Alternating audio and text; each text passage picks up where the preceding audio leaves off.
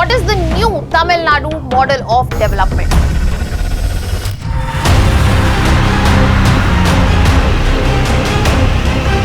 Why the newly elected Chief Minister is taking governance the CEO style. And what are we looking at that will unfold the potential of Tamil Nadu in much greater ways, which hasn't been tapped until today. Just 80 days ago, a film star had signed the first file as the Chief Minister of Tamil Nadu. No bureaucratic background, no legislative track record, and yet in under 3 months, newspapers aren't just asking, can he act like a chief minister? They are asking something sharper. Is he running one of the India's biggest state economies like a CEO runs a company? And this is not about CM Vijay.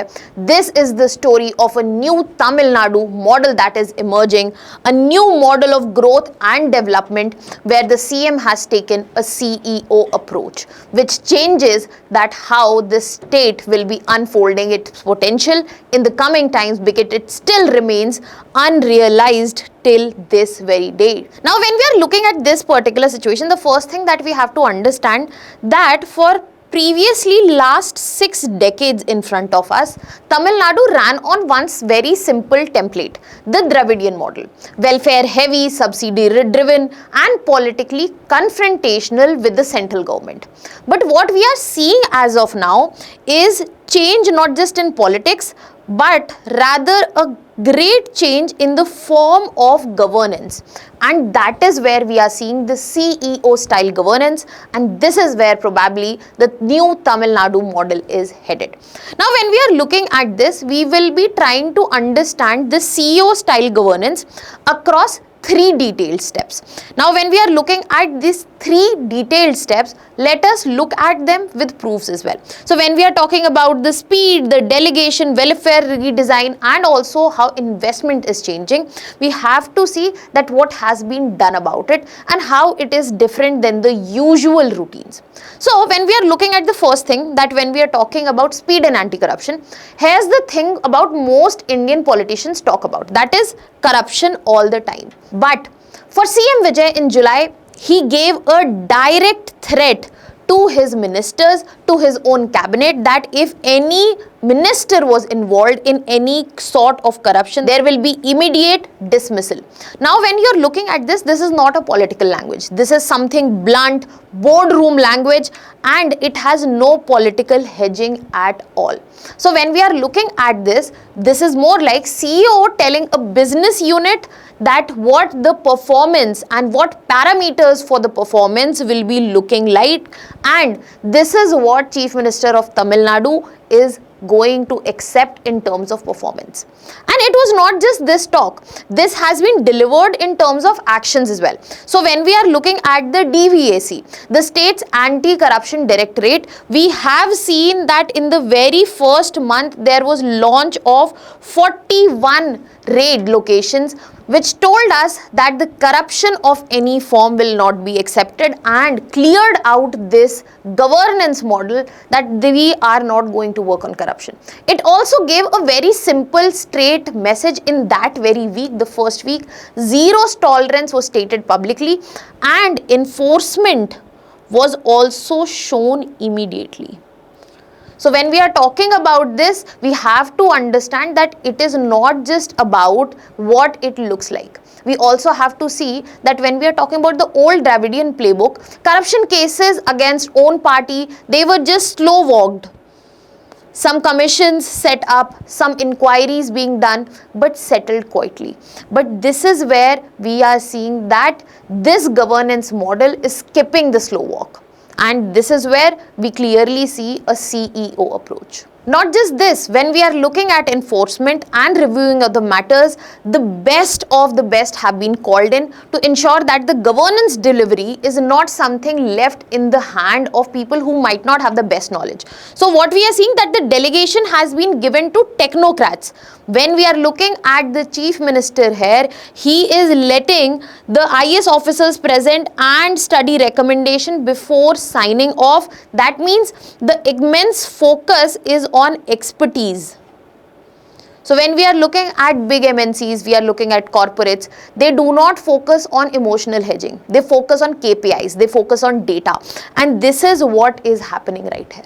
Apart from this, whenever there is something going wrong also, when you look in a corporate setting, there is immediate course correction as well, and this is something we have seen here as well. For example, as soon as the appointment of the astrologer in a key post went wrong, he did not defend it for the news cycles, he reversed it within 24 hours.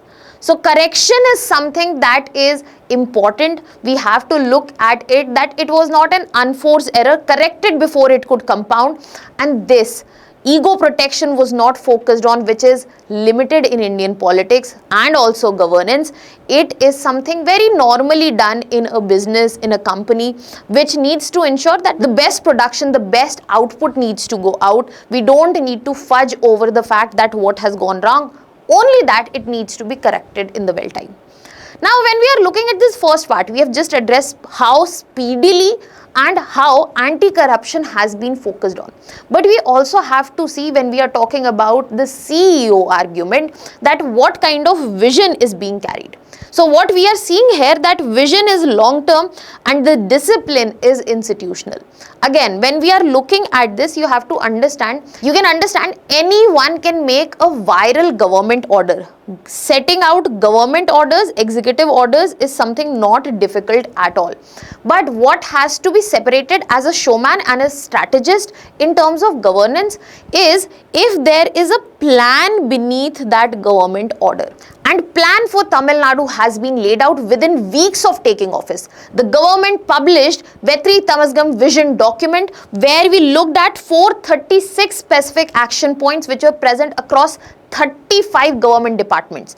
Main 10 pillars were present which the government will be focusing on: the Tamil identity, women's welfare, youth development, farmers, education, healthcare, infrastructure, transparent governance and more.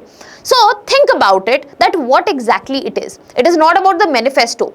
It is something that has come beyond manifesto. This is a department-wise checklist that has been given, that how the work needs to be done. I was talking about KPIs, I was talking about the parameters, the deadlines, and this is what this particular 436 point plan is looking like.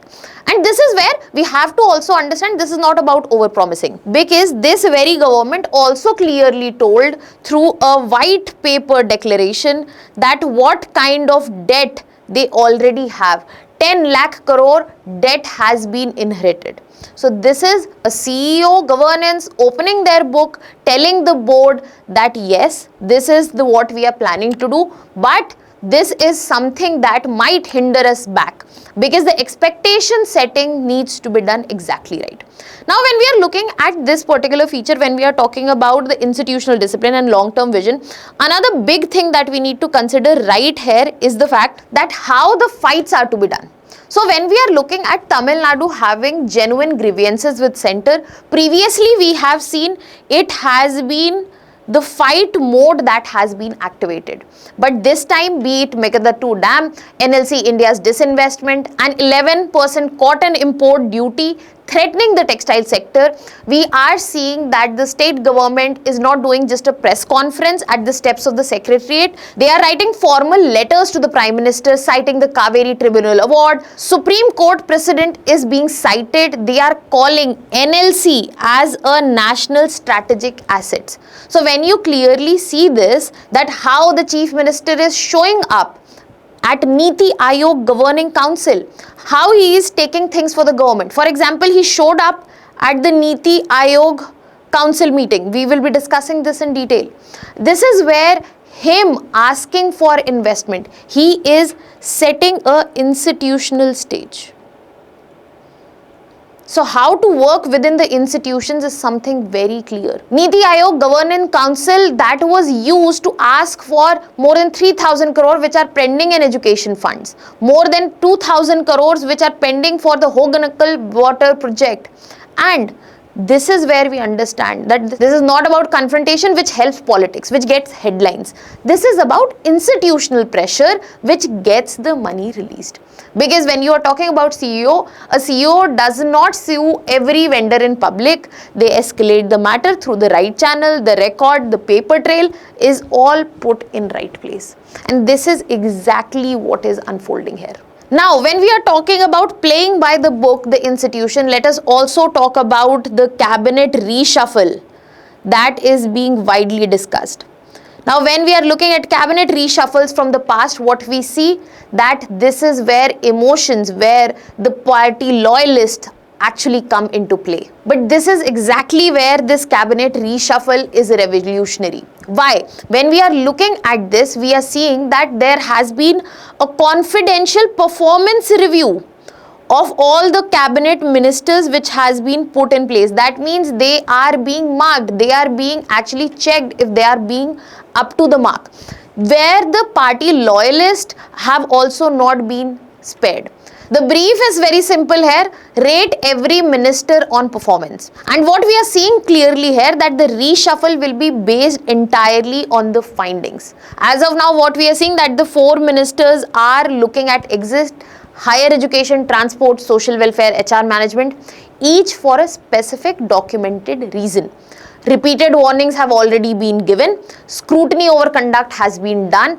This is something that is about documented underperformance. This is not about how traditionally cabinet reshuffles have worked in Tamil Nadu. So this is structurally different. It puts a civil servant, not a politician, in charge of writing a report card.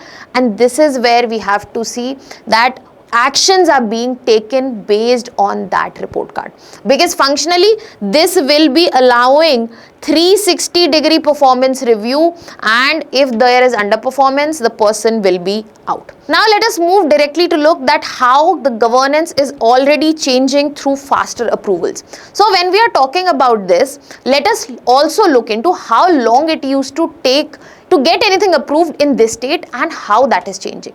For example, when we are looking at high-rise building approvals through CMDA in Tamil Nadu, it used to take 6 months.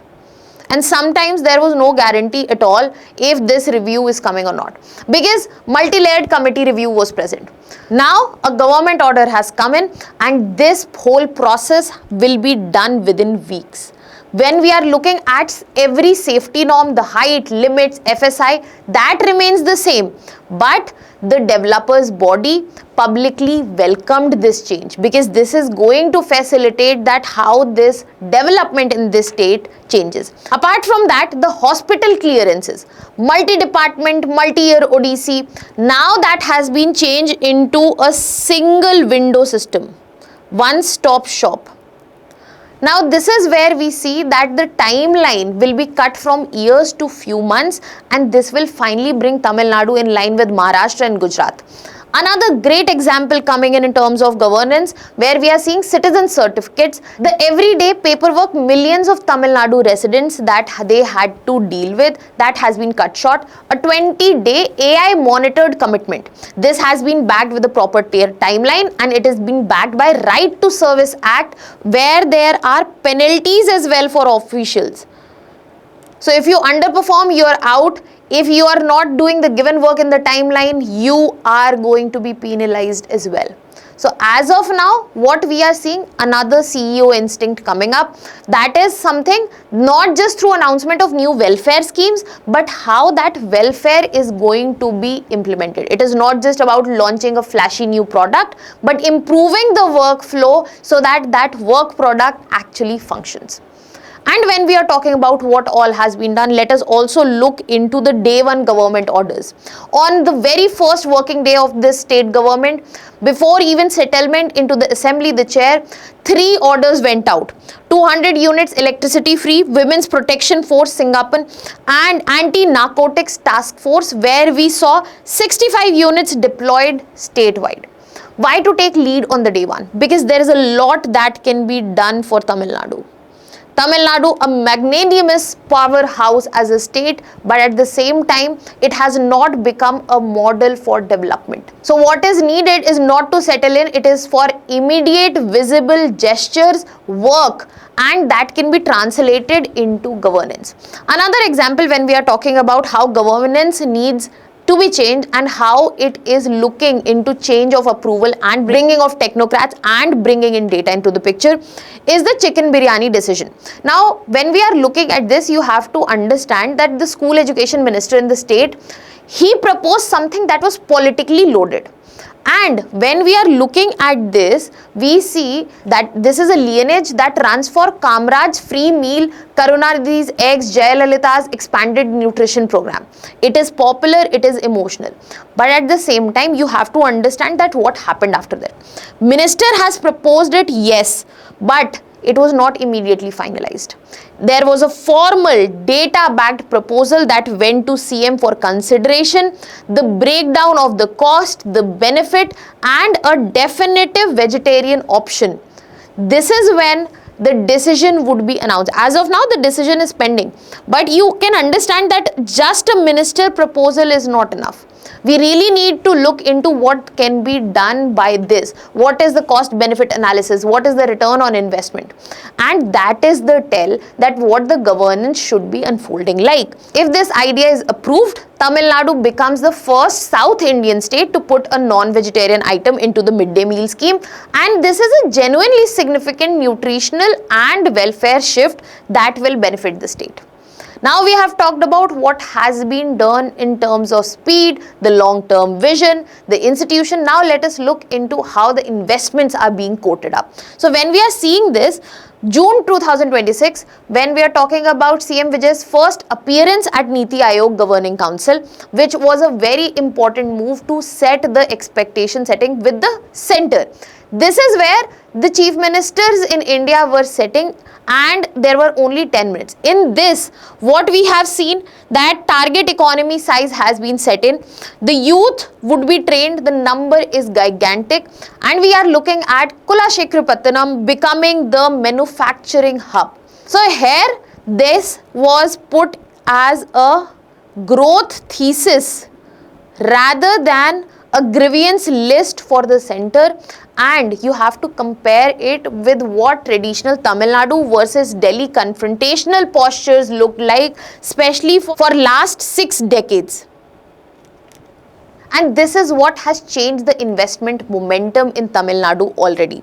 Because when we are looking at the pitch for funds and project, as of now, we are not only seeing that investments have come in from L&T, Vikram Solar, Hitachi Energy, but near 100% MOU to project conversion rate has been seen. And finally, Tamil Nadu is ranking at this best nationally. Apart from that, the Niti Aayog Council meeting, there was a clear table laid out for what all is needed.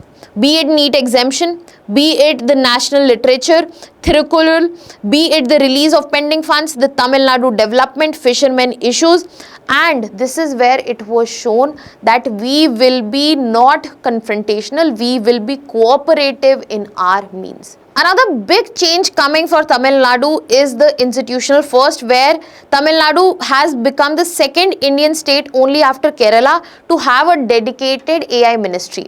So when we are looking at this, we are seeing that the manifesto line is becoming an actual government department with the real-time needs. So this is what we can actually see, that this is being paired with Future Ready Tamil Nadu, where the chapters of vision document, AI universities, AI enabled cities, they will be seen delivered through this very dedicated mystery.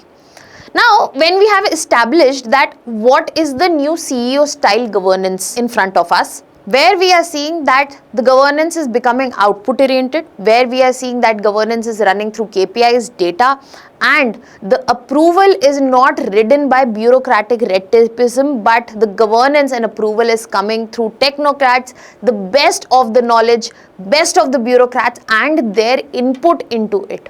This is where a big question arises when we are looking at Tamil Nadu, which is the manufacturing powerhouse of our country, why it cannot be a Gujarat model like which was pitched to us back in 2014, why can't Tamil Nadu become Gujarat model of 2026? So when we are looking at this, we have to understand that Tamil Nadu is a state which already has a strong foundation. It has a very wide base of skilled workforce and it seems future ready. And when we are looking at this question, this is the right time to ask it probably, because the momentum that has been ensured in terms of CEO style governance can actually give a huge push and tap into the unrealized potential of the manufacturing giant we have in India. Because when you look at Tamil Nadu, it has 17% share in India's manufacturing GSDP. So manufacturing sector is where India has been lamenting for a while. In that sector, Tamil Nadu has performed and it continuously does. When we are looking at the state economy, second largest in our country. When we are looking at the employment, especially in the manufacturing sectors, almost 2 crore people employed. And when we are looking at the manufacturing ecosystem, it is not concentrated just in textile. We have electronics, we have automobiles, engineering and machinery, pharmaceuticals, and also food processing. So the biggest question here is already a manufacturing giant which has a lot of potential, which has strategic advantages such as strategic location, world-class connectivity, skilled and abundant talent, industrial friendly policies which have already given output. And when we club it with this new style of governance, can it become the Gujarat model of 2026? So when we are looking at what Tamil Nadu has to offer, we also need to see that there is a lot of inbuilt features which are present which can enable the future. For example, that the incoming of AI ministry. We see automation, AI, Internet of Things, digital manufacturing can be enabled. Green and sustainable growth, mega infra projects. When we are looking at industrial corridors, that how a manufacturing hub has been proposed at Niti Aayog Council. The industrial corridors, the dedicated freight corridors, the defense corridors that are being proposed. This shows that there is immense scope in the future. But at the same time, when we are comparing Tamil Nadu and Gujarat, let us do it by numbers. If we look at the Niti Aayog Investment Friendliness Index of 2026, Tamil Nadu has ranked 3rd, Gujarat sits in the top 2 already. On fiscal health, if we are looking, the liability of Tamil Nadu stands at 31% of GSDP. But when we are looking at Gujarat's fiscal deficit ratio, 2.81%. So the metrics that have been shown might be different, but they are pointing in the same direction that Gujarat runs a very tight balance sheet. But we also have to understand that this is the part people miss. Tamil Nadu already leads Gujarat on the infrastructure and business climate. When we are looking at MOU conversion, when we are looking at the changing governance, when we are looking at it that it is the biggest electronic exporter in India, responsible for 46% of country's renewable and manufacturing energy, we have a lot where Tamil Nadu is doing. It is the only thing that is different for Gujarat is the fiscal discipline. Tamil Nadu has manufacturing depth, but the execution speed is something that is catching along. However, neither state have both yet. What can be done when we are looking at CEO style speed? We need it to be applied so that the ideal time at Chennai airport changes, the logistic capacity versus the large state average that changes, especially when we are talking about the manufacturing output, and when we are looking at the debt, the outstanding liabilities. This is where we need more deliverable when we are talking about this CEO style governance. And this is exactly where a bigger question has been also asked. Because when we were talking about Gujarat model, it led a CM to become a PM. But that happened over 10 years, 2 big terms. But the question here is when we are looking at Tamil Nadu, a new model of development emerging, can we see another PM coming up from it? What are your thoughts on this? Let me know in the comment section. That was all from my side. Thank you so much.